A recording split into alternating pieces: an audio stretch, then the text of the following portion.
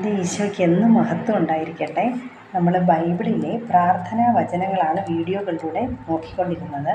അപ്പോൾ ചേച്ചിമാരിങ്ങനെ അഭിപ്രായം പറഞ്ഞു, ഓർഡറിൽ പറഞ്ഞാൽ, അതായത് ഉൽപ്പത്തി മുതൽ വെളിപാട് വരെയുള്ള പ്രാർത്ഥനകൾ ഓർഡറിൽ പറഞ്ഞാൽ അവർക്ക് എഴുതിയെടുക്കാമായിരുന്നു എന്ന് അഭിപ്രായം പറഞ്ഞു.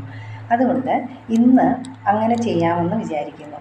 എൻ്റെ ശ്രദ്ധയിൽപ്പെട്ട ആദ്യത്തെ പ്രാർത്ഥനാ വചനം ഉൽപ്പത്തി 18-ാം അധ്യായം 3-ാം വചനമാണ്. എല്ലാ വചനങ്ങളും, ബൈബിളിലെ എല്ലാ വചനങ്ങളും നമുക്ക് പറഞ്ഞ് പ്രാർത്ഥിക്കാൻ പറ്റുന്നതാണ്. പക്ഷെ അങ്ങനെയല്ല, ആരെങ്കിലും പ്രാർത്ഥിച്ചതായിട്ട്. ഇവിടെ ഉൽപ്പത്തി 18-ാം അധ്യായം 3-ാം വാക്യം അബ്രഹാമിൻ്റെ പ്രാർത്ഥനയാണ്.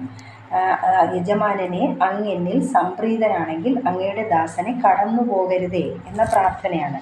രണ്ടാമത് വരുന്നത്, എഴുതിയെടുക്കുന്നവരൊന്ന് നോട്ട് ചെയ്യണേ, രണ്ടാമത് വരുന്നത് ഉൽപ്പത്തി പുസ്തകം 24-ാം അധ്യായത്തിൻ്റെ 12-ാം വാക്യമാണ്. അതിങ്ങനെയാണ്: എൻ്റെ യജമാനനായ അബ്രാഹാത്തിൻ്റെ ദൈവമായ കർത്താവേ, ഇന്ന് എൻ്റെ ദൗത്യം അങ്ങ് വിജയിപ്പിക്കണമേ, എൻ്റെ യജമാനൻ്റെ മേൽ കനിയണമേ.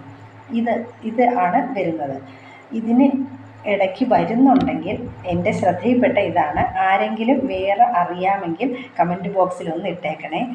അപ്പോൾ ഇന്ന് മുതൽ ഇങ്ങനെയാണ് ഈ ഓർഡറിൽ ചെയ്യാം എന്ന് വിചാരിക്കുന്നു.